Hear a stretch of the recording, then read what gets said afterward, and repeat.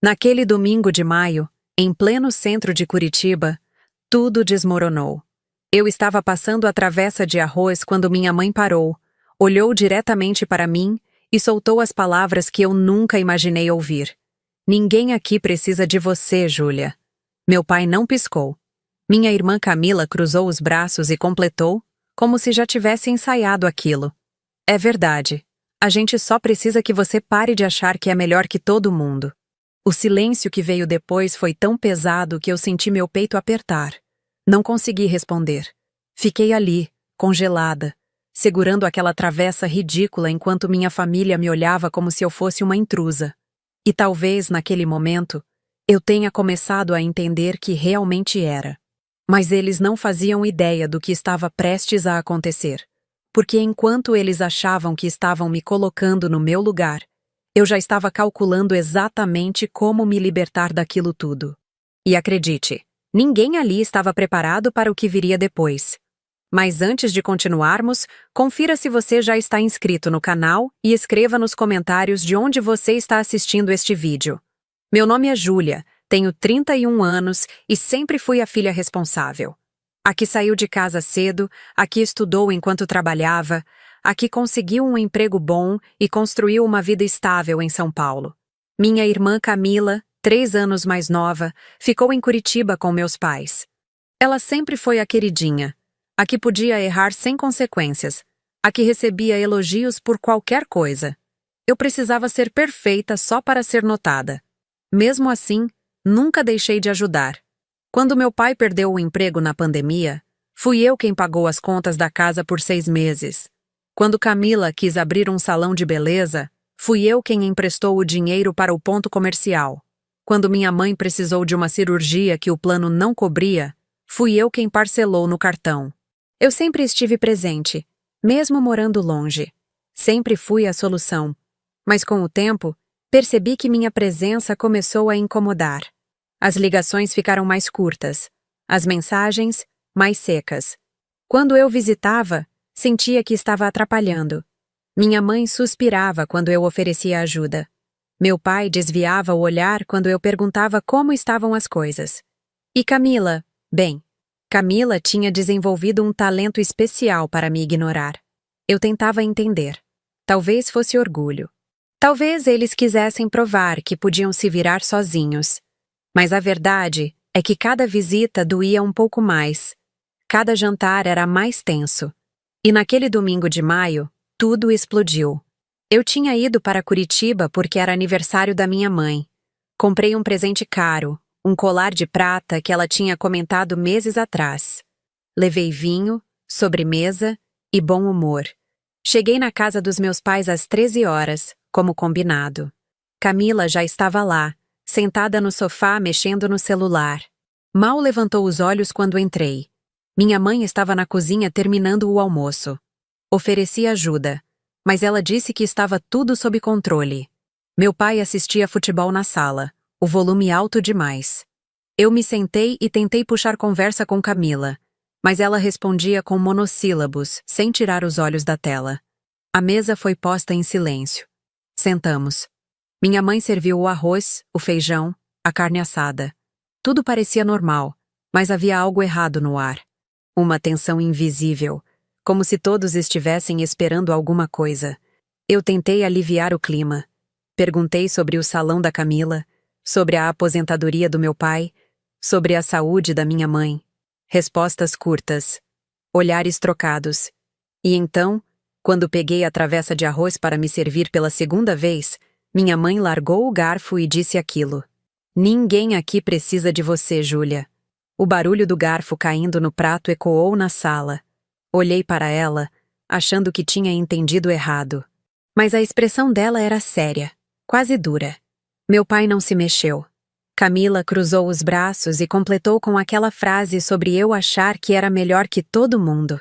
Senti meu estômago revirar. Minha boca ficou seca.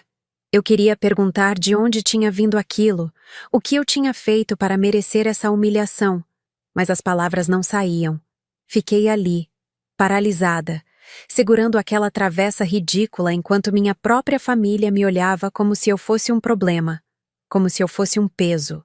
como se eu fosse descartável. Coloquei a travessa na mesa devagar. Não disse nada. Não chorei. Não gritei. Apenas me levantei, peguei minha bolsa e saí. Ninguém me seguiu. Ninguém tentou me parar. Ninguém disse espera, vamos conversar. Simplesmente me deixaram ir. E foi naquele momento, enquanto eu descia as escadas do prédio onde cresci, que algo dentro de mim mudou. Dirigi até o hotel onde estava hospedada sem lembrar do caminho. Minha visão estava embaçada, não pelas lágrimas, mas pela raiva. Uma raiva fria, calculada, que ia crescendo a cada quilômetro. Estacionei, subi para o quarto e tranquei a porta.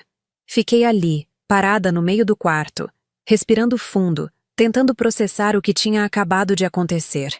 Eles não precisavam de mim. Depois de tudo que eu fiz, depois de todos os sacrifícios, todas as noites mal dormidas pensando em como ajudá-los, todas as vezes que coloquei as necessidades deles antes das minhas. Eles simplesmente decidiram que eu era dispensável.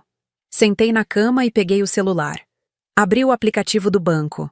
Olhei para os extratos, para as transferências mensais que eu fazia há anos. Dinheiro para ajudar com o aluguel. Dinheiro para o salão da Camila. Dinheiro para emergências que apareciam todo mês. Milhares de reais que saíam da minha conta para sustentar uma família que acabava de me dizer que não precisava de mim. Abri o WhatsApp. Fui até o grupo da família. Vi as mensagens antigas, as fotos, as risadas forçadas.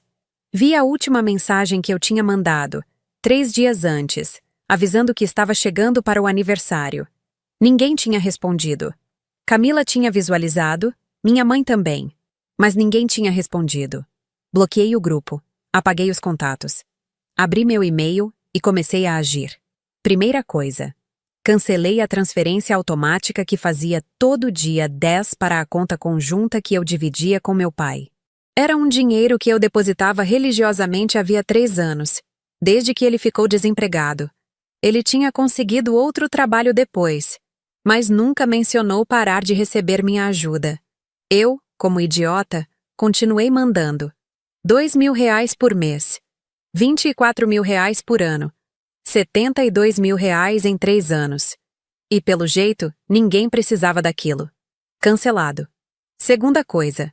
Liguei para o contador que cuidava da contabilidade do salão da Camila. Sim, eu tinha um contador cuidando do negócio dela porque ela não entendia nada de impostos e eu não queria que ela tivesse problemas. Expliquei que eu não faria mais os repasses mensais de capital de giro. Ele ficou surpreso, tentou perguntar o que tinha acontecido, mas eu só disse que era uma decisão pessoal. O salão teria que se sustentar sozinho a partir dali, ou fechar. Terceira coisa. Liguei para a imobiliária que administrava o apartamento que eu tinha comprado há 2 anos. Um investimento, eu pensava. Um lugar para alugar e ter renda passiva.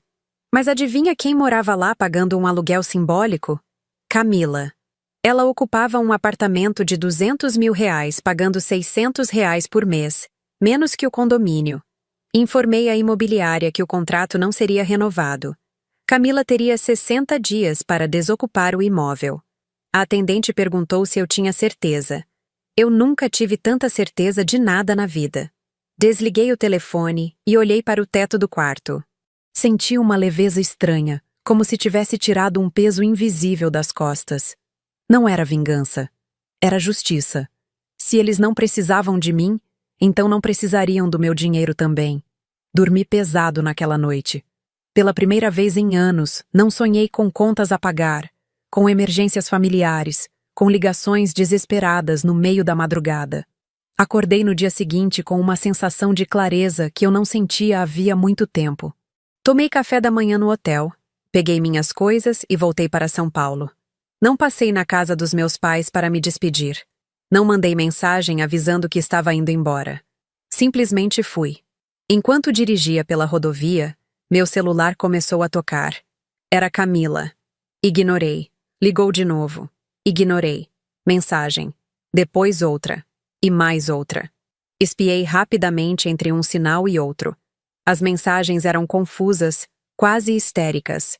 Júlia, me liga agora. Júlia, o que você fez? Júlia, você não pode fazer isso. Sorri. Então ela já sabia. A ficha tinha caído rápido. Segui dirigindo.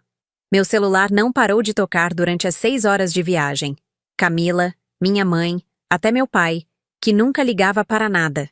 Eu ignorei todos. Cheguei em São Paulo no fim da tarde. Meu apartamento, pequeno mas meu, me recebeu com o silêncio que eu precisava. Joguei a bolsa no sofá, tomei um banho longo e fiz um chá. Sentei na varanda e olhei para a cidade. As luzes começavam a se acender. As pessoas voltavam do trabalho, da faculdade, das suas vidas normais. E eu ali, finalmente sentindo que tinha controle sobre a minha. O telefone continuava tocando. Dessa vez, atendi. Era minha mãe. Júlia, o que está acontecendo? Sua irmã está desesperada. Ela disse que você cancelou tudo. Cancelei. Confirmei. A voz calma. Mas por quê? O que deu em você? Olhei para o horizonte. Pensei em tudo o que eu poderia dizer. Em todas as mágoas acumuladas, em todos os sacrifícios ignorados, em todos os anos em que eu fui tratada como uma obrigação e não como uma filha. Mas eu só disse: vocês disseram que não precisavam de mim. Estou apenas respeitando o pedido de vocês. Houve um silêncio do outro lado. Depois, minha mãe tentou contornar. Júlia, foi só um momento de estresse. Você sabe como as coisas ficam tensas às vezes. Não foi nada pessoal. Não foi nada pessoal. Repeti, a voz ainda controlada. Mãe, vocês me disseram na minha cara que ninguém precisava de mim. Na frente da Camila. Na frente do pai. No meu rosto. Como isso não é pessoal? Ela suspirou, irritada. Você está exagerando, Júlia. Sempre foi dramática. Não estou exagerando. Respondi. Estou apenas deixando de ser a idiota que sustenta uma família que não me valoriza. Se vocês não precisam de mim, não precisam do meu dinheiro. Simples assim. Mas, Júlia, sua irmã vai perder o salão. Ela não tem como pagar as contas sozinha. Não é problema meu, disse, e desliguei. Bloqueei o número. Fiquei ali, na varanda, sentindo o peso de anos de manipulação finalmente se dissolvendo. Pela primeira vez, eu não sentia culpa. Eu sentia liberdade. Nos dias seguintes, as mensagens continuaram. Mas não eram mais ligações. Eram e-mails, mensagens no Instagram, até um recado deixado na portaria do meu prédio. Camila estava desesperada. O salão dela, que sempre foi sustentado pelo meu dinheiro, começou a afundar. Fornecedores cobrando, funcionárias sem receber, aluguel atrasado. Tudo o que ela escondia atrás da fachada de empresária bem-sucedida desmoronou em menos de 2 semanas.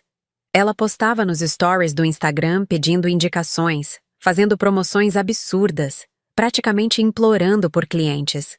Mas a verdade é que o salão nunca foi lucrativo. Ele só existia porque eu bancava os rombos todo mês. Minha mãe tentou uma abordagem diferente. Mandou uma carta. Sim, uma carta física, como se estivéssemos nos anos 90. Nela, falava sobre família, sobre perdão, sobre como eu estava sendo egoísta e cruel. Dizia que eu sempre fui a filha difícil, a que criava problemas, a que não sabia relevar as coisas. Rasguei a carta sem terminar de ler. Meu pai, que sempre foi o mais silencioso, apareceu no meu trabalho. Simplesmente apareceu, sem avisar, e pediu para falar comigo na recepção da empresa onde eu trabalho como gerente de projetos. Desci para atendê-lo, mais por curiosidade do que por vontade.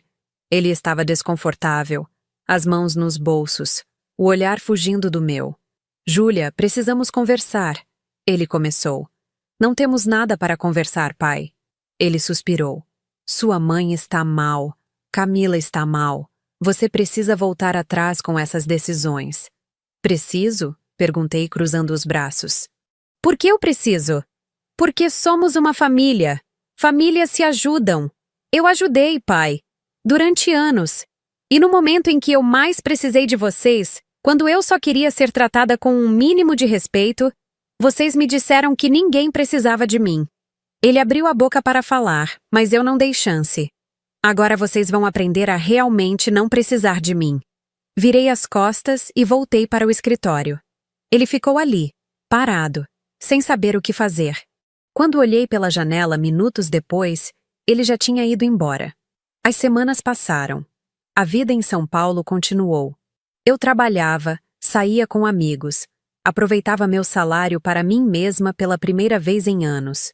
Comprei roupas novas, fui a restaurantes caros, viajei para o litoral em um fim de semana prolongado. Cada real que eu gastava comigo parecia uma pequena vitória. Enquanto isso, as notícias de Curitiba eram cada vez mais dramáticas. Camila teve que demitir 2 funcionárias.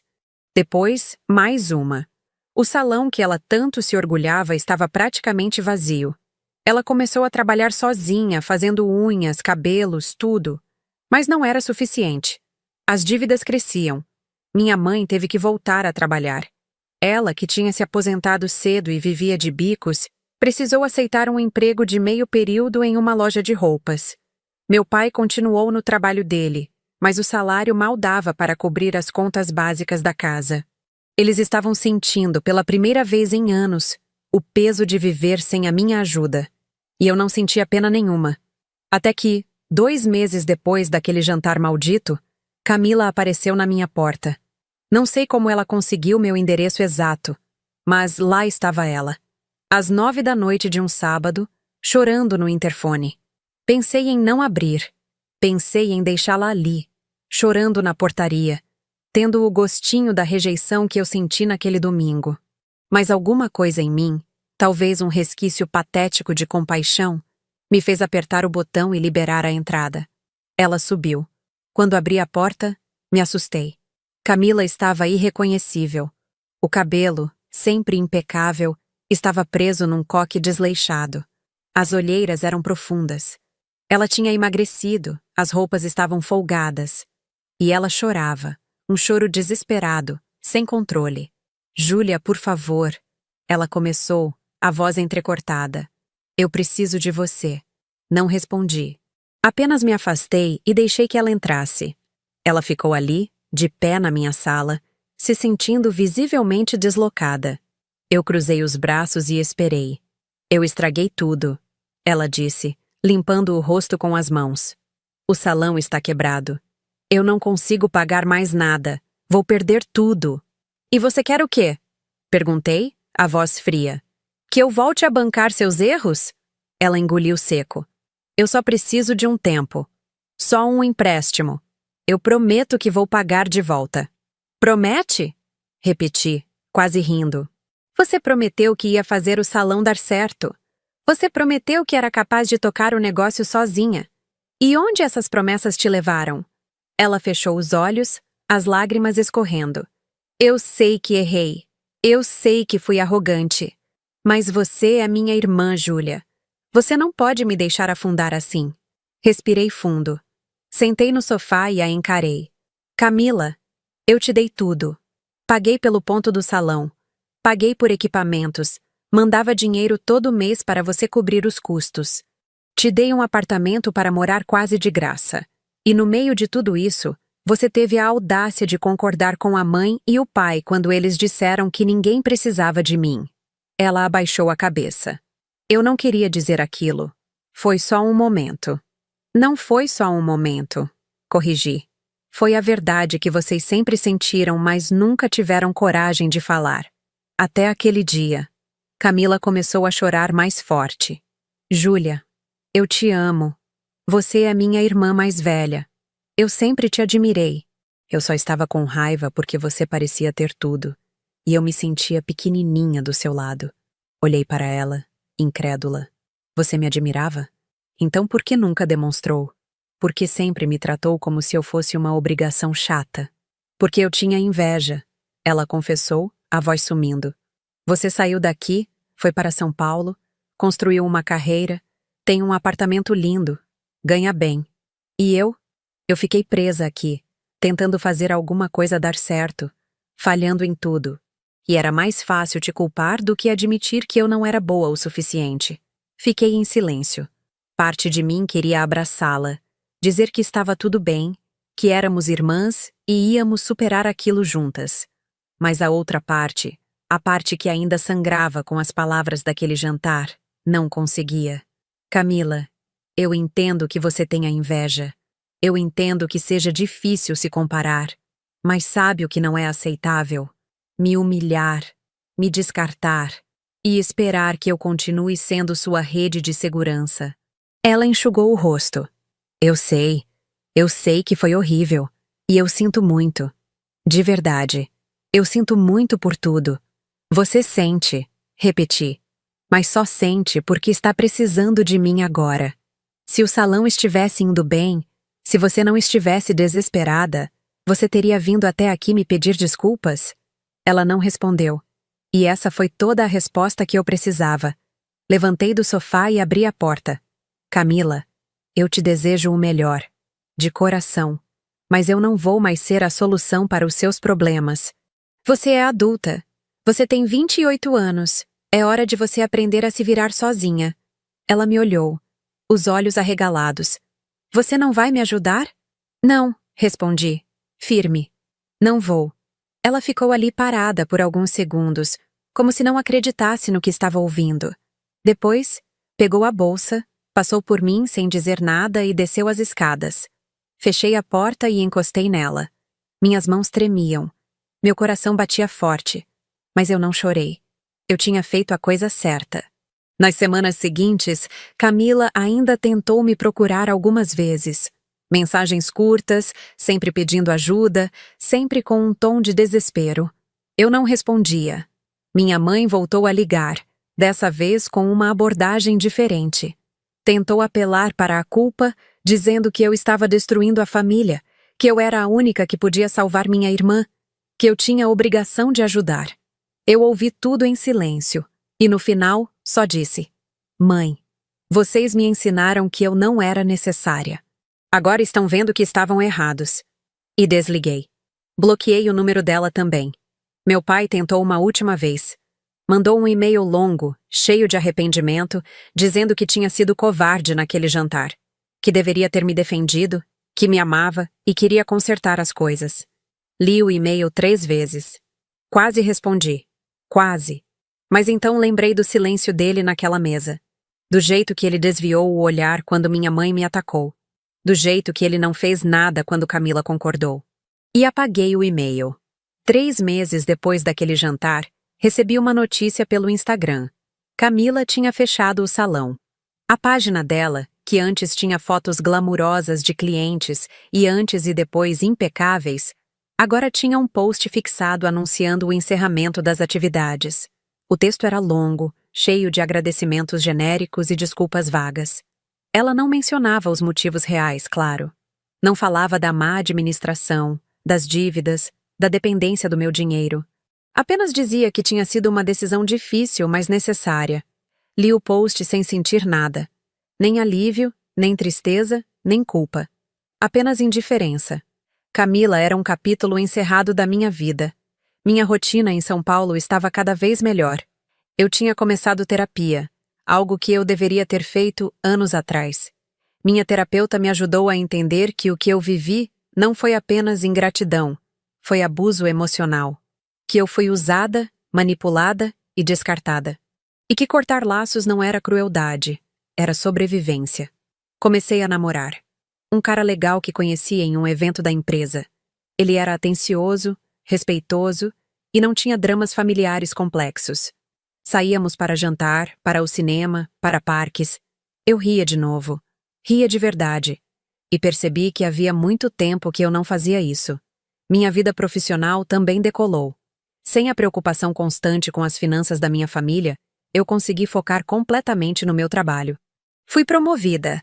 Passei a gerenciar uma equipe maior, a ganhar mais, a ter mais responsabilidades que realmente importavam. Comprei um carro novo, não porque eu precisava, mas porque eu podia. E cada vez que eu dirigia, eu sentia que estava dirigindo para longe de tudo que me prendia. Até que, em novembro, 6 meses depois daquele jantar, meu celular tocou com um número desconhecido. Normalmente eu não atendia, mas algo me fez aceitar a ligação. Era uma voz que eu não reconheci de imediato. Júlia? Sou eu, a Camila. Gelei. Ela nunca ligava de número desconhecido. Camila? Respondi cautelosa. O que você quer? Ela hesitou. Eu só queria te contar uma coisa. Pode? Pode, respondi, desconfiada. Eu me mudei, ela disse. Saí de Curitiba. Isso me pegou de surpresa. Se mudou para onde? Para Porto Alegre. Consegui um emprego numa rede de salões. Não é a mesma coisa que ter o meu próprio negócio, mas é honesto, é estável. E eu estou aprendendo muito. Fiquei em silêncio, processando. E a mãe e o pai? Eles estão bem, ela disse, a voz mais baixa. Ainda chateados comigo. E com você. Mas estão se virando. Eu não mando mais dinheiro para eles. Pela primeira vez, estou cuidando só de mim. Senti algo estranho no peito. Não era alegria, mas era algo próximo de alívio. Camila, isso é bom. Fico feliz que você esteja tentando. Ela suspirou. Júlia, eu liguei porque eu precisava te dizer de novo. Eu sinto muito. De verdade. Eu fui horrível com você. E eu entendo se você nunca quiser me perdoar. Mas eu precisava que você soubesse que eu reconheço o que fiz. E que você estava certa em tudo. Fechei os olhos. Obrigada por dizer isso, Camila. Mas eu preciso de tempo. Muito tempo. Ela concordou. Eu entendo. E eu vou respeitar isso. Só queria que você soubesse que eu estou tentando ser uma pessoa melhor. Desligamos. Fiquei ali, sentada no sofá, olhando para o celular. Parte de mim queria acreditar que Camila realmente tinha mudado. Mas a outra parte, a parte que ainda carregava as cicatrizes daquele jantar, sabia que algumas coisas não se consertam com um pedido de desculpas. Falei sobre a ligação com minha terapeuta na sessão seguinte. Ela me fez uma pergunta que ficou ecoando na minha cabeça. O que você quer, Júlia? Você quer perdoar sua irmã? Você quer reconstruir algum tipo de relação? Ou você quer seguir em frente e deixar tudo isso no passado? Pensei muito sobre isso. E a resposta, no fundo, eu já sabia. Eu queria seguir em frente. Não com raiva, não com rancor, mas com indiferença. Camila não era mais a minha responsabilidade. Meus pais não eram mais a minha responsabilidade. Eu era a minha responsabilidade. E essa era a maior lição que eu tinha aprendido. O Natal chegou. Pela primeira vez em anos, eu não voltei para Curitiba. Passei o feriado em São Paulo mesmo, com meu namorado e os amigos dele. Fizemos uma ceia despretensiosa, rimos, brindamos. Ninguém me cobrou nada. Ninguém esperava que eu fosse a salvadora de nada. Eu era apenas eu. E isso era libertador. No Réveillon, viajei para Búzios com 2 amigas do trabalho. Pulei as 7 ondas, fiz pedidos, brinquei na areia. E enquanto eu olhava para o mar, com os pés na água fria, eu pensei em tudo que tinha mudado naquele ano. Pensei na Júlia que entrou naquele jantar em maio, cheia de esperança e boa vontade. E pensei na Júlia que estava ali agora, mais forte, mais firme, mais dona de si. 2024 foi o ano em que eu aprendi a dizer não. Foi o ano em que eu aprendi que amar alguém não significa se anular. Foi o ano em que eu aprendi que família não é quem te usa, mas quem te valoriza. Quando voltei para São Paulo, minha vida continuou. Mas agora, sem o peso de uma família tóxica nas costas, tudo parecia mais leve. Eu acordava sem o nó no estômago. Eu trabalhava sem a culpa constante. Eu vivia sem medo de decepcionar alguém. E percebi que essa era a liberdade que eu sempre quis, mas nunca soube como alcançar. Em fevereiro de 2025, quase um ano depois daquele jantar, eu estava voltando do trabalho quando recebi uma mensagem no LinkedIn. Era de Camila. Ela tinha criado um perfil profissional, algo que nunca tinha feito antes. A mensagem era simples. Júlia, estou me formando em gestão de negócios. Sei que você não me deve nada, mas gostaria que soubesse que você foi a inspiração para eu buscar ser melhor. Obrigada por me forçar a crescer. Li a mensagem algumas vezes. Não respondi na hora. Na verdade, não respondi naquele dia, nem na semana seguinte. Mas guardei a mensagem. E às vezes, quando eu pensava na minha família, eu relia aquelas palavras. Não porque eu queria voltar atrás, mas porque era bom saber que, de alguma forma, minha decisão tinha gerado algo positivo. Meu namoro evoluiu. Em março, eu e Felipe, meu namorado, decidimos morar juntos. Ele era parceiro, respeitoso e pela primeira vez eu sentia que estava construindo uma família de verdade. Uma família escolhida, não imposta. Minha carreira continuou crescendo. Em abril, fui convidada para liderar um projeto internacional. Viagens para Buenos Aires, para Santiago, reuniões em espanhol, desafios novos. Eu estava vivendo o tipo de vida que eu sempre sonhei, mas que antes parecia impossível porque eu estava amarrada às necessidades dos outros. E era estranho, mas libertador, perceber que eu não sentia falta de Curitiba. Não sentia falta das visitas tensas, dos jantares pesados, das cobranças veladas. Eu tinha construído uma vida inteira em São Paulo e essa vida era minha, completamente minha. Em maio, no aniversário de 1 ano daquele jantar fatídico, eu acordei e percebi que não estava pensando nisso. Não estava relembrando a dor, a humilhação, a rejeição. Eu estava pensando na reunião que eu teria mais tarde, no jantar que eu ia fazer com Felipe, no final de semana que a gente planejava na praia. Tinha superado. De verdade. Não com perdão forçado, não com reconciliação falsa, mas com a aceitação de que algumas histórias simplesmente terminam. E que tudo bem. Foi só no meio da tarde que meu celular vibrou. Uma mensagem do meu pai. A primeira em meses. Júlia, sei que você não quer falar comigo, mas hoje faz 1 ano. E eu queria que você soubesse que nós erramos. Eu errei. Sua mãe erra. A Camila errou. E nós perdemos você por causa disso. Espero que você seja feliz. Li a mensagem sem emoção. Sem raiva, sem tristeza, sem nada. Apenas li. E arquivei. Não respondi. Não bloqueei.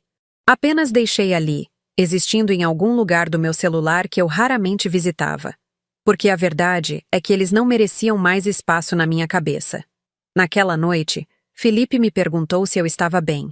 Eu estava mais quieta que o normal, mais pensativa. Contei para ele sobre o aniversário de 1 ano do jantar, sobre a mensagem do meu pai, sobre tudo. Ele me ouviu em silêncio, segurando minha mão. No final ele disse: "Você sabe que pode escolher como quer lidar com isso, né? Você não precisa perdoar ninguém. Mas se um dia você quiser tentar, eu vou estar aqui. E se você nunca quiser, eu também vou estar aqui." Eu sorri. E naquele momento, eu soube que tinha feito as escolhas certas. Não porque eu tinha me vingado. Não porque eu tinha machucado alguém de propósito. Mas porque eu tinha escolhido a mim mesma. E isso, no final das contas, era a única coisa que importava. Os meses seguintes foram de calmaria. Minha rotina estava estabelecida. Trabalho, casa, relacionamento, amigos, hobbies. Tudo fluía de maneira natural, sem dramas, sem crises. Eu tinha esquecido como era viver assim. Em junho, minha mãe tentou entrar em contato de novo.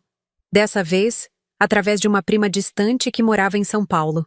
A prima apareceu no meu trabalho sem avisar, pedindo para conversar comigo.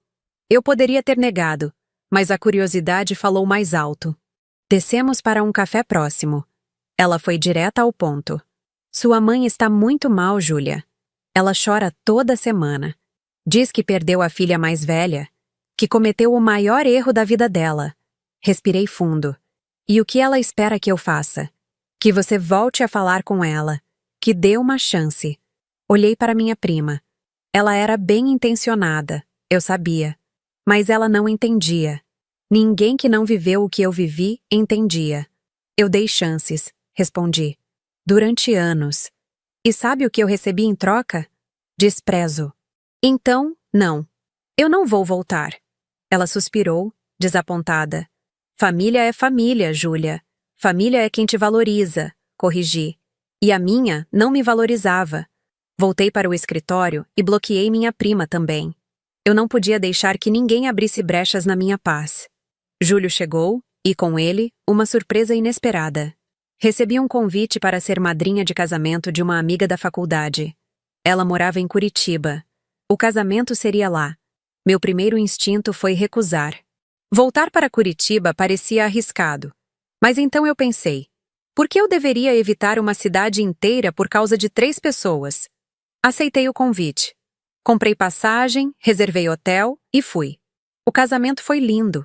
Reencontrei amigos antigos, dancei, ri, bebi champanhe, e em nenhum momento eu pensei na minha família. Eles não tinham mais poder sobre mim. No dia seguinte, antes de voltar para São Paulo, resolvi dar uma volta pela cidade. Passar pelos lugares que eu costumava frequentar quando era mais nova. E foi numa dessas voltas, numa padaria do bairro onde eu cresci, que eu a vi. Camila.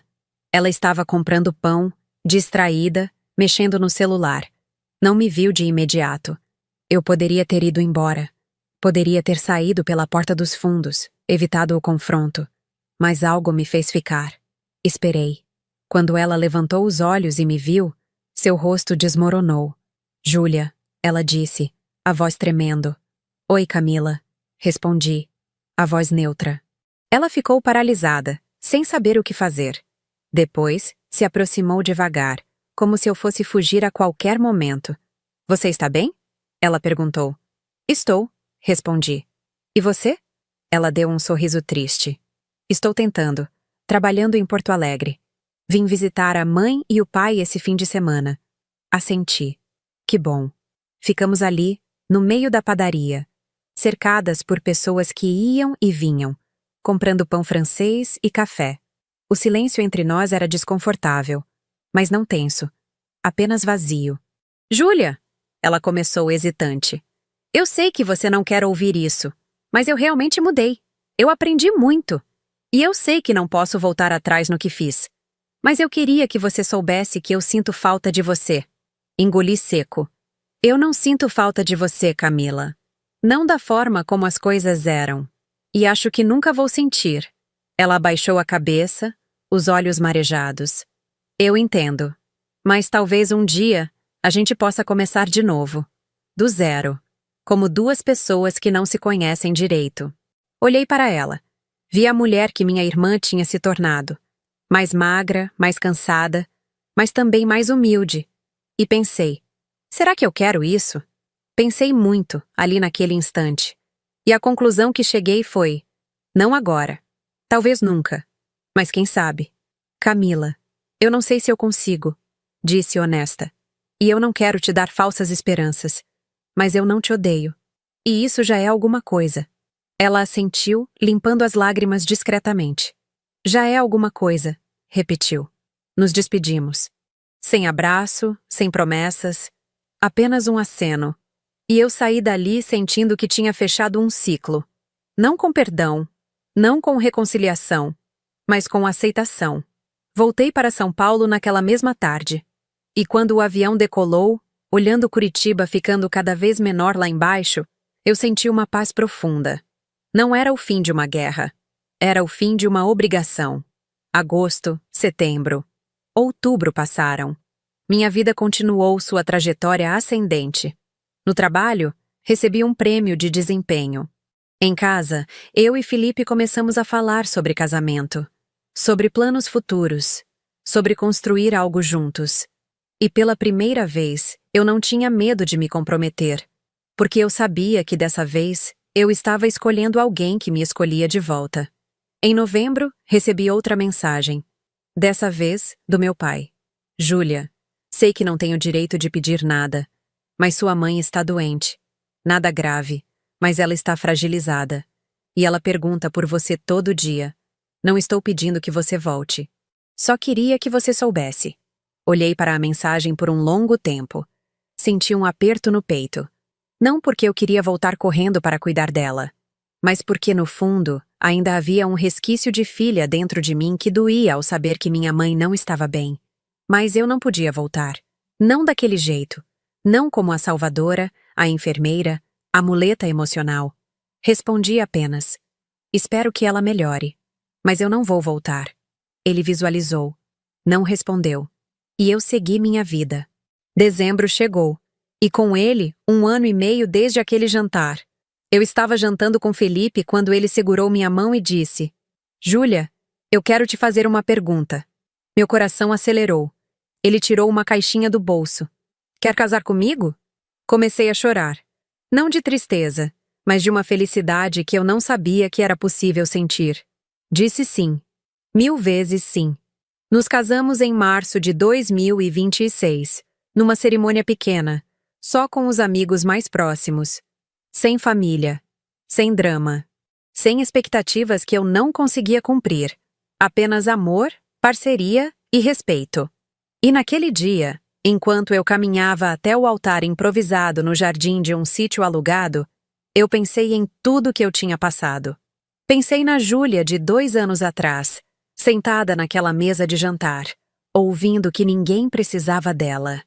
E pensei na Júlia de agora, prestes a se casar com alguém que a via, que a valorizava, que a amava de verdade.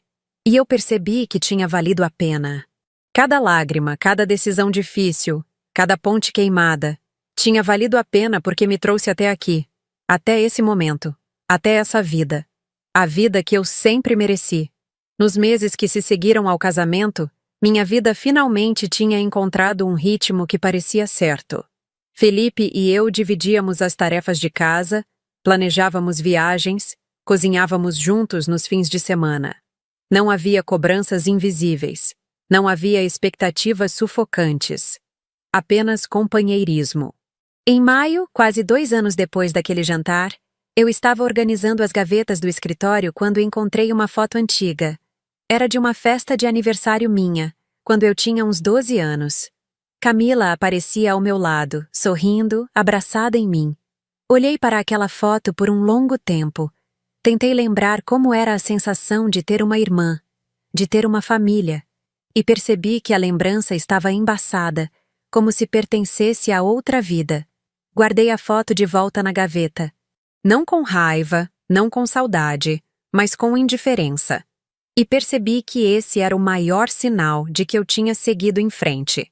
Quando algo não te machuca mais, quando não te tira o sono, quando não ocupa mais espaço na sua mente, é porque você realmente superou. Felipe entrou no escritório e perguntou o que eu estava fazendo. Apenas organizando, respondi. Ele me abraçou por trás, beijou meu pescoço e disse: "Tô orgulhoso de você, sabia?" Sorri. Por quê?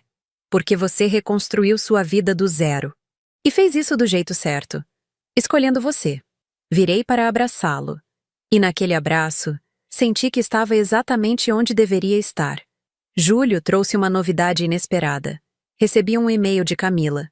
Não uma mensagem dramática, não um pedido de ajuda, mas um simples. Júlia, me formei. Terminei o curso de gestão. Estou trabalhando como coordenadora de uma rede de salões agora.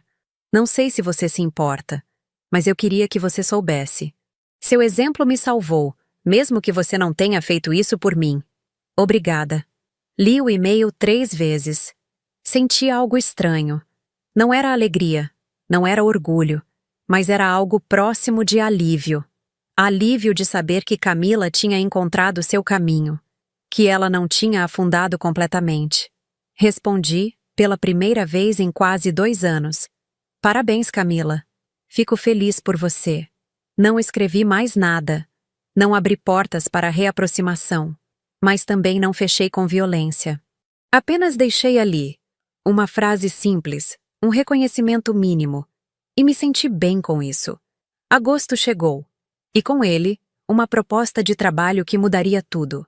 Uma empresa multinacional me ofereceu uma posição de diretora em Lisboa, Portugal. Salário alto, benefícios excelentes, oportunidade de crescimento internacional. Era o tipo de oferta que aparece uma vez na vida. Conversei com Felipe. Ele, que trabalhava como desenvolvedor e podia trabalhar de qualquer lugar, topou na hora. Vamos, ele disse sorrindo. Vamos começar uma nova vida do outro lado do Atlântico. E foi isso que fizemos. Em outubro, nos mudamos para Lisboa. Apartamento com vista para o Tejo, rotina nova, cidade nova, vida nova. Era como se eu tivesse renascido pela 3ª vez. A primeira vez foi quando saí de Curitiba para São Paulo. A segunda foi quando cortei laços com minha família. E a terceira foi quando atravessei o oceano para construir algo completamente meu. Minha mãe nunca soube da mudança. Meu pai também não. Camila, eu contei, num breve e-mail de despedida. Ela respondeu desejando sorte. E foi isso. Nenhum drama, nenhuma lágrima. Apenas um ciclo que se fechava definitivamente. Lisboa me recebeu de braços abertos. O trabalho era desafiador, mas gratificante. Minha equipe me respeitava. Meu chefe me valorizava. E pela primeira vez na vida, eu não sentia que precisava provar nada para ninguém. Eu era boa no que fazia. E isso bastava. Em dezembro, passamos o Natal em Lisboa. Fizemos bacalhau, bebemos vinho do Porto, assistimos aos fogos na Praça do Comércio. E enquanto eu olhava para aquelas luzes estourando no céu, eu pensei, essa é a vida que eu sempre quis. Não uma vida perfeita, mas uma vida minha. Uma vida onde eu não era a salvadora de ninguém. Onde eu não carregava o peso do mundo nas costas. Onde eu podia simplesmente ser. E isso, percebi, era liberdade de verdade. No Réveillon, eu e Felipe fizemos planos. Planos de viajar pela Europa, de conhecer novos lugares, de talvez um dia ter filhos. Filhos que eu criaria de forma diferente. Filhos que saberiam que amor não é obrigação. Que família não é dívida. Que cuidar de alguém é uma escolha, não uma imposição. E naquela noite, pulando as 12 ondas imaginárias na sala do nosso apartamento, porque não tínhamos praia por perto, eu fechei os olhos e agradeci. Agradeci por ter tido coragem de dizer não. Agradeci por ter escolhido a mim mesma.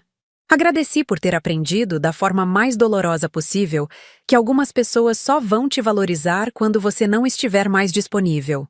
E que tudo bem, porque você não precisa da validação delas para ser feliz. Janeiro de 2027 começou com uma surpresa. Recebi uma carta.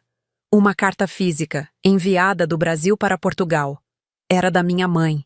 Abri com as mãos trêmulas. Júlia, começava a carta. Não sei se você vai ler isso. Não sei nem se essa carta vai chegar até você. Mas eu precisava tentar. Faz quase 2 anos desde aquele jantar. E todos os dias eu me arrependo do que disse, do que fiz, do que permiti que acontecesse. Você era a melhor filha que eu poderia ter. Você foi generosa, dedicada, amorosa. E eu te machuquei de uma forma que nunca vou conseguir consertar. Não estou pedindo perdão. Não acho que eu mereça. Só queria que você soubesse que eu reconheço meu erro e que eu sinto sua falta todos os dias. Sua mãe. Fechei a carta. Fiquei ali, sentada na varanda do apartamento, olhando para o Rio Tejo, segurando aquele papel nas mãos. Parte de mim queria chorar. Parte de mim queria rasgar a carta. Mas a maior parte de mim apenas sentia nada. Porque eu já tinha chorado tudo o que precisava chorar. Já tinha sentido tudo o que precisava sentir. E agora, 2 anos depois, aquela carta era só um pedaço de papel. Um pedaço de papel que não mudava nada. Guardei a carta numa gaveta. Não respondi. Não bloqueei. Apenas guardei. E segui com minha vida. Fevereiro trouxe novidades no trabalho. Fui promovida novamente, dessa vez para vice-presidente regional. Era uma responsabilidade enorme, mas eu estava pronta. Mais do que pronta. Eu estava vivendo. E enquanto eu assinava contratos, liderava reuniões, viajava por toda a Europa, eu pensava, se eu tivesse ficado presa àquela dinâmica familiar, se eu tivesse continuado sendo a salvadora, a provedora, a muleta emocional, eu nunca teria chegado aqui. Eu nunca teria me permitido voar. Março chegou, e com ele, meu aniversário de 32 anos. Felipe organizou uma festa surpresa com os amigos que fizemos em Lisboa. Foi uma noite linda, cheia de risadas, vinho e fado ao vivo. E no meio da festa, enquanto todos cantavam parabéns, eu olhei ao redor e percebi. Essa era a minha família agora. Não eram laços de sangue, eram laços de escolha. E esses, eu tinha aprendido, eram os mais fortes. No dia seguinte, acordei com uma mensagem de Camila. Feliz aniversário, Ju. Espero que você esteja feliz, onde quer que você esteja. Sorri. Respondi. Obrigada, Camila. Estou. E era verdade. Eu estava feliz. Completamente, profundamente feliz. Não porque eu tinha me vingado. Não porque eu tinha provado algo. Mas porque eu tinha me libertado. Abril, maio, junho passaram num piscar de olhos. Minha rotina em Lisboa estava completamente estabelecida. Eu tinha uma vida plena, cercada de pessoas que me amavam de verdade.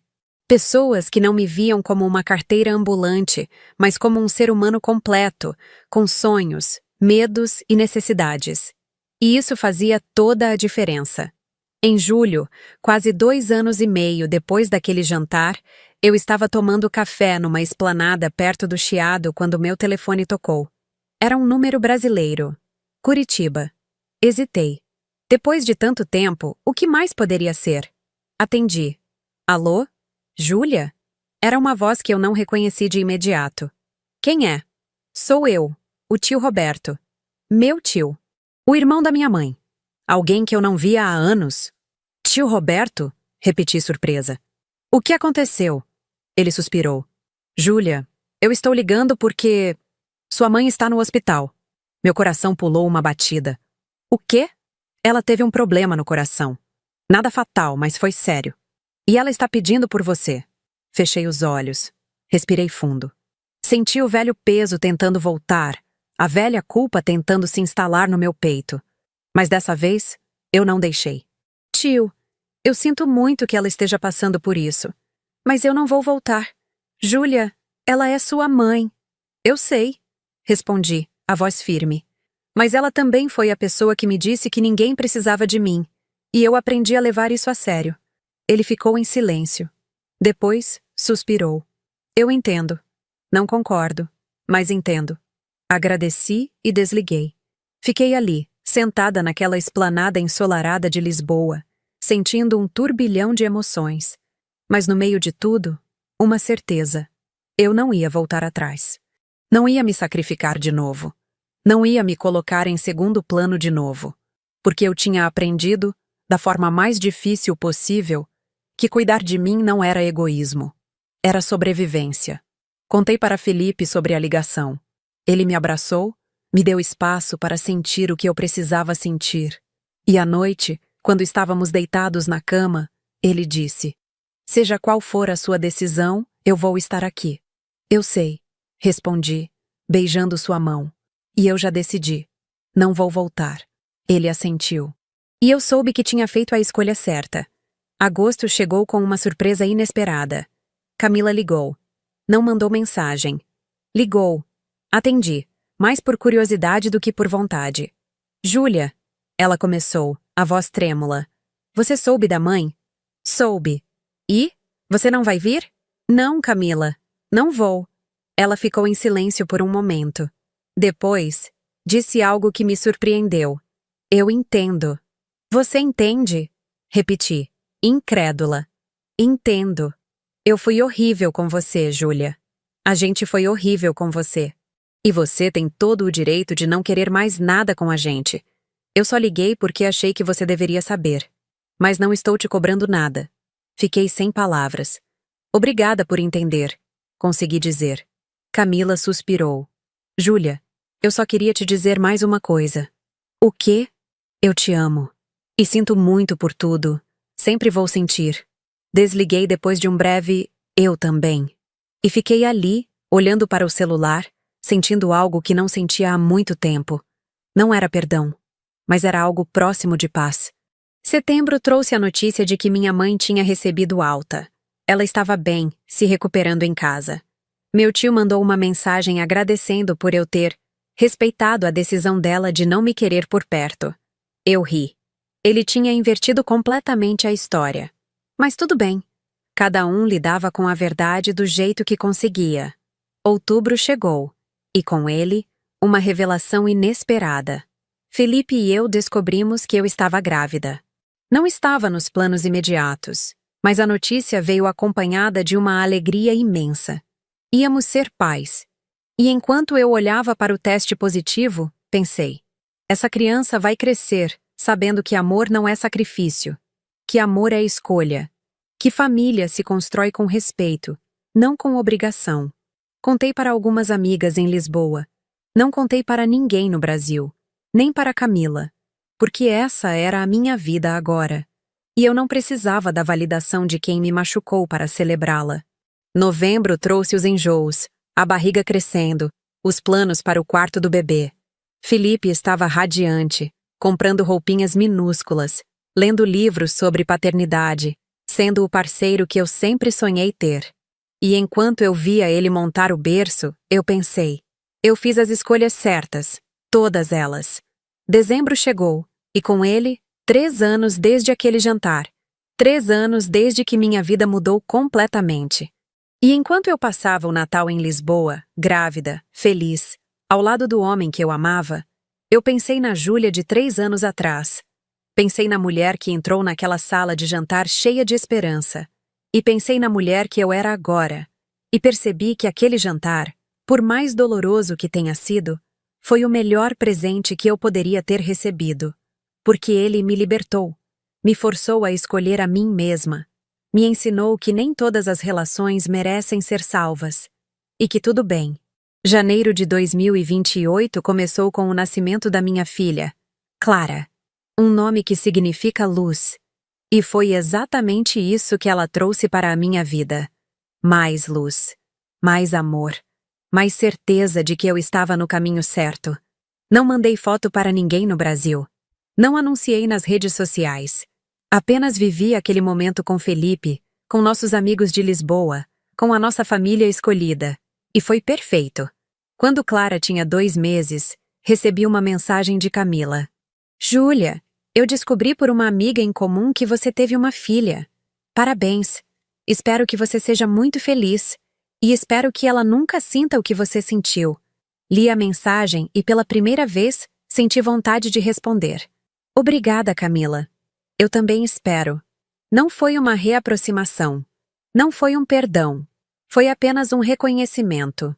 Um pequeno passo em direção a algo que talvez, um dia, pudesse se transformar em uma relação saudável. Ou não. E tudo bem. Março trouxe a licença maternidade chegando ao fim. Voltei ao trabalho, dessa vez com uma perspectiva completamente diferente. Eu não era mais apenas a Júlia profissional, dedicada, workaholic. Eu era a Júlia mãe. E essa versão de mim sabia colocar limites, sabia dizer não, sabia priorizar o que realmente importava. Minha equipe respeitava isso. Meu chefe respeitava isso. E eu me sentia realizada de uma forma que nunca tinha sentido antes. Abril chegou, e com ele, uma ligação inesperada. Era meu pai. Júlia, ele começou, a voz embargada. Eu sei que você não quer falar comigo, mas eu precisava te dizer. Eu errei. Eu fui covarde naquele jantar. Eu deveria ter te defendido, e eu sinto muito. Fiquei em silêncio, ouvindo. Eu sei que é tarde demais, ele continuou. Eu sei que você construiu uma vida longe de nós. E eu não estou pedindo para você voltar. Só queria que você soubesse que eu reconheço o quanto eu te machuquei. E que eu sinto muito. Respirei fundo. Pai, eu aceito o seu pedido de desculpas. Mas isso não muda nada. Eu entendo. Mas obrigado por me ouvir. Desligamos. E eu fiquei ali, sentada no escritório, olhando para a foto de Clara na minha mesa. E percebi que eu tinha conseguido. Tinha me libertado da culpa, da raiva, do ressentimento. Tinha construído uma vida plena, feliz, longe de tudo que me machucava. E isso, no final das contas, era a maior vitória. Maio, junho, julho passaram. Clara crescia, cada dia mais esperta, mais alegre. Felipe e eu estávamos mais unidos do que nunca, e minha carreira continuava em ascensão. Em agosto, recebi uma proposta para escrever um livro sobre liderança feminina e resiliência. Aceitei. E enquanto eu escrevia, percebi que minha história, por mais dolorosa que tenha sido, tinha algo a ensinar. Que dizer não é um ato de coragem. Que se afastar de quem te machuca é um ato de amor próprio. Que você não precisa da aprovação de ninguém para ser feliz. Setembro trouxe o lançamento do livro. Fiz palestras, dei entrevistas, conheci mulheres que tinham passado por situações parecidas. E cada história que eu ouvia me confirmava. Eu não estava sozinha. Muitas mulheres, em algum momento da vida, foram a salvadora da família. E muitas, como eu, tiveram que aprender a se salvar primeiro. Outubro chegou, e com ele, uma mensagem surpreendente. Era de Camila. Júlia, eu li seu livro. E eu chorei do começo ao fim. Obrigada por me ensinar, mesmo sem querer, o que é ter dignidade. Eu estou bem. Estou noiva. Estou feliz. E espero que você também esteja. Sorri. Respondi. Estou feliz, Camila. De verdade. E fico feliz por você também. Não foi um convite para o casamento dela. Não foi uma reaproximação completa. Mas foi o suficiente. O suficiente para eu saber que, de alguma forma, todos estávamos seguindo em frente. Novembro trouxe o aniversário de Clara. 1 ano de vida. Fizemos uma festa pequena, só com amigos. E enquanto eu via minha filha rindo, cercada de amor e carinho, eu pensei: ela nunca vai conhecer a Júlia que se anulava. Ela só vai conhecer a Júlia que se escolheu. Dezembro chegou. 4 anos desde aquele jantar. 4 anos de uma jornada que transformou completamente a minha vida. E enquanto eu passava mais um Natal em Lisboa, ao lado de Felipe e de Clara, eu olhei para trás e agradeci. Agradeci pela dor, porque ela me ensinou a ser forte. Agradeci pela rejeição, porque ela me mostrou quem realmente me amava. Agradeci por ter tido coragem de dizer: chega. E enquanto Clara abria os presentinhos, rindo com aquela risada gostosa de criança, eu percebi que tinha quebrado o ciclo. Que minha filha cresceria, sabendo que ela não precisa se sacrificar por ninguém para ser amada. Janeiro de 2029 começou com uma sensação de plenitude. Minha vida estava exatamente onde eu queria que estivesse. Trabalho que me realizava, família que me sustentava, amigos que me valorizavam. Era tudo o que eu sempre quis, mas nunca soube que podia ter. Em fevereiro, recebi um convite inesperado. Era para dar uma palestra no Brasil, em São Paulo. Meu primeiro instinto foi recusar. Mas então pensei: por que não? O Brasil era um país enorme. São Paulo era uma cidade enorme. Eu não precisava ir a Curitiba. Não precisava reviver nada. Aceitei o convite. Fui sozinha, deixando Felipe e Clara em Lisboa. Foram apenas 3 dias. A palestra foi um sucesso. Falei sobre resiliência, sobre reconstrução, sobre a coragem de se escolher. E no final, uma mulher se aproximou de mim, os olhos cheios de lágrimas.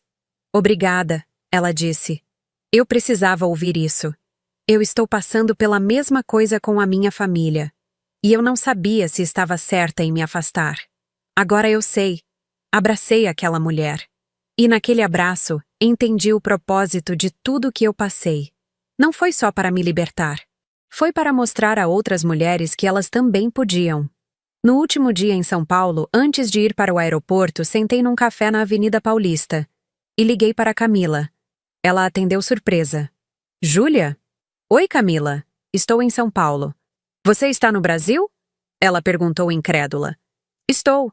Só por 3 dias. Vim trabalhar. Um silêncio. Depois ela perguntou. Você quer que eu vá te ver? Pensei por um momento. Não precisa, respondi. Mas eu queria te ligar para te dizer que eu te desejo o melhor. De verdade. Ela começou a chorar. Júlia, você não sabe o quanto isso significa para mim. Eu sei, Camila. E eu espero que você seja feliz. Com o seu noivo, com a sua vida. Você merece. Obrigada. Ela sussurrou. E você também. Desligamos. E eu senti que, finalmente, eu tinha fechado aquele capítulo de verdade. Não com raiva, não com mágoa, mas com desapego. Voltei para Lisboa com o coração leve. Felipe e Clara me receberam no aeroporto com abraços e sorrisos. E enquanto dirigíamos de volta para casa, eu olhei pela janela e pensei: eu construí isso. Eu construí essa vida. E ela é minha. Março trouxe o 2º aniversário de Clara. Dessa vez, fizemos uma festa maior, com mais crianças, mais bagunça, mais alegria. E enquanto eu limpava bolo do chão, rindo, Felipe me abraçou por trás e disse: Você é incrível, sabia? Sorri. Por quê? Porque você transformou dor em força. Porque você é a melhor mãe que Clara poderia ter. Porque você se escolheu. E isso é raro. Beijei ele. Obrigada por estar aqui. Para sempre, ele respondeu. Abril chegou com novidades no trabalho. Fui convidada para abrir uma filial da empresa em Barcelona. Era uma promoção gigante, um desafio novo, uma oportunidade de crescer ainda mais. Conversei com Felipe. Ele, como sempre, apoiou. Vamos para Barcelona, ele disse sorrindo. E foi o que fizemos. Em junho, nos mudamos para a Catalunha. Apartamento novo, cidade nova, vida nova. Mais uma vez eu estava recomeçando. Mas dessa vez não estava fugindo. Estava escolhendo. Júlio trouxe a adaptação. Clara aprendendo espanhol. Eu aprendendo a liderar uma equipe multicultural. Felipe explorando a cidade com a câmera fotográfica. Estava tudo se encaixando. Agosto chegou, e com ele uma mensagem do meu pai. Júlia, não sei se você vai ler isso. Mas sua mãe faleceu, foi o coração. Foi rápido. Ela não sofreu. Achei que você deveria saber. Li a mensagem 3 vezes. Senti um aperto no peito. Não de culpa, mas de tristeza. Tristeza pelo que poderia ter sido e nunca foi. Tristeza por uma relação que morreu muito antes dela. Não voltei para o Brasil. Não fui ao enterro. Mas acendi uma vela aqui em Barcelona, numa igreja pequena perto de casa. E me despedi. Do meu jeito. Obrigada por me dar a vida, mãe. Sinto muito que a gente não tenha conseguido se entender. Mas eu te desejo paz. Chorei. Chorei pela filha que eu fui. Pela mulher que ela poderia ter sido. Pela relação que nunca floresceu. E depois, sequei as lágrimas e segui em frente. Setembro trouxe uma ligação de Camila. Ela chorava compulsivamente. Júlia, a mãe morreu. Eu sei, respondi, a voz calma. O pai me avisou. Você não vai vir? Ela perguntou entre soluços. Não, Camila. Não vou. Mas você não quer se despedir? Eu já me despedi, respondi. Do meu jeito. Ela ficou em silêncio. Depois, sussurrou. Eu entendo. Desligamos. E eu fiquei ali, na varanda do apartamento em Barcelona, olhando para a cidade, sentindo um misto de tristeza e alívio. Tristeza pela perda. Alívio por não me sentir culpada. Outubro chegou, e com ele, a sensação de que um ciclo tinha realmente se fechado. Minha mãe tinha partido. Meu pai estava velho, distante. Camila estava construindo a vida dela. E eu estava aqui, do outro lado do oceano, vivendo a minha. Não havia mais cobranças. Não havia mais expectativas. Apenas a vida seguindo seu curso natural. Novembro trouxe o lançamento do meu segundo livro. Dessa vez, sobre maternidade e carreira. E enquanto eu autografava exemplares numa livraria em Barcelona, uma mulher se aproximou e disse: Você me inspirou a me divorciar. Eu ri. Espero que tenha sido uma boa decisão. Foi a melhor da minha vida. Ela respondeu sorrindo. Dezembro chegou. 5 anos desde aquele jantar. 5 anos de transformação completa. E enquanto eu passava mais um Natal em família, dessa vez em Barcelona, eu olhei para Felipe, para Clara, para a vida que eu tinha construído e pensei: valeu a pena. Cada lágrima, cada decisão difícil, cada ponte queimada. Valeu a pena porque me trouxe até aqui. Janeiro de 2030 trouxe a notícia de que eu estava grávida de novo. Clara ia ter um irmãozinho. Felipe quase desmaiou de felicidade. E eu? Bem, eu senti que minha vida estava completa. Fevereiro, março, abril passaram num borrão de enjoos, consultas médicas, preparativos. E em maio, nasceu Miguel. Meu filho. Meu segundo milagre. Quando segurei ele pela primeira vez, olhei para aquele rostinho pequenininho e pensei: você nunca vai me ver me anulando por ninguém. Você vai crescer sabendo que sua mãe se escolheu. E que não há nada de errado nisso. Junho trouxe a licença maternidade novamente. Dessa vez, mais tranquila, mais experiente. Clara adorava o irmãozinho. Vivia querendo ajudar, segurando a mãozinha dele, dando beijinhos. Era a família que eu sempre sonhei. Julho chegou, e com ele, uma mensagem inesperada. Era de meu pai. Júlia, eu sei que você não quer contato, mas eu estou doente. Não sei quanto tempo me resta, e eu só queria que você soubesse que eu sinto muito. Por tudo. E que eu te amo. Sempre te amei. Li a mensagem com os olhos marejados. Não de culpa, mas de compaixão. Respondi: Pai, eu também te amo. E eu te perdoo. Cuide-se. Não foi uma reaproximação, não foi uma volta. Foi apenas um perdão. Um perdão que eu dei mais para mim do que para ele, porque eu precisava me libertar de qualquer resquício de mágoa. Agosto trouxe a notícia de que meu pai tinha falecido. Dessa vez, eu não chorei. Apenas senti uma paz profunda, uma certeza de que, de alguma forma, eu tinha fechado todos os ciclos. Setembro chegou, e com ele, a sensação de que eu estava exatamente onde deveria estar. Mãe de 2 filhos lindos, casada com um homem maravilhoso, com uma carreira brilhante, morando numa cidade incrível. Era tudo o que eu sempre quis, mas só consegui quando me dei permissão para escolher a mim mesma. Outubro trouxe o 3º aniversário de Clara, uma festa grande, cheia de amigos, de risadas, de amor. E enquanto eu cortava o bolo, olhei ao redor e pensei: essa é a minha família, não a que me foi imposta, mas a que eu escolhi. Novembro chegou, e com ele, uma última mensagem de Camila. Júlia, eu me casei. Estou feliz. E eu queria te agradecer. Por tudo. Porque se você não tivesse se afastado, eu nunca teria aprendido a andar sozinha. Você foi a melhor professora que eu poderia ter, mesmo sem querer. Te amo, irmã. Respondi. Parabéns, Camila. Eu também te amo. E fico feliz que você tenha encontrado o seu caminho. Dezembro chegou. 6 anos desde aquele jantar. 6 anos de uma jornada que transformou completamente a minha vida. E enquanto eu passava mais um Natal em família, dessa vez com 2 filhos, um marido amoroso e uma vida plena, eu olhei para trás e agradeci. Agradeci pela dor que me ensinou a ser forte. Agradeci pela rejeição que me mostrou quem eu realmente era. Agradeci por ter tido coragem de dizer: eu me escolho. Porque no final das contas, essa foi a decisão mais importante que eu já tomei. E enquanto Clara e Miguel brincavam com os presentes, rindo, felizes, eu pensei: eu quebrei o ciclo. Meus filhos vão crescer sabendo que amor não é sacrifício, que família não é obrigação, que cuidar de si mesmo não é egoísmo.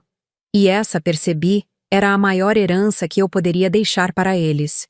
Então, se você está ouvindo essa história e se identificou, se você também já foi a salvadora da família, a que sempre deu e nunca recebeu, a que foi descartada depois de anos de dedicação, eu quero te dizer uma coisa: você não é obrigada a aguentar. Você não precisa se anular para ser amada. Você tem permissão para se escolher. E quando você fizer isso, quando você tiver coragem de dizer não, de cortar laços, de reconstruir a sua vida nos seus próprios termos, você vai descobrir algo incrível. Você vai descobrir que é capaz de ser feliz, de verdade. E me conta, de onde você está assistindo esse vídeo? Escreve aqui nos comentários.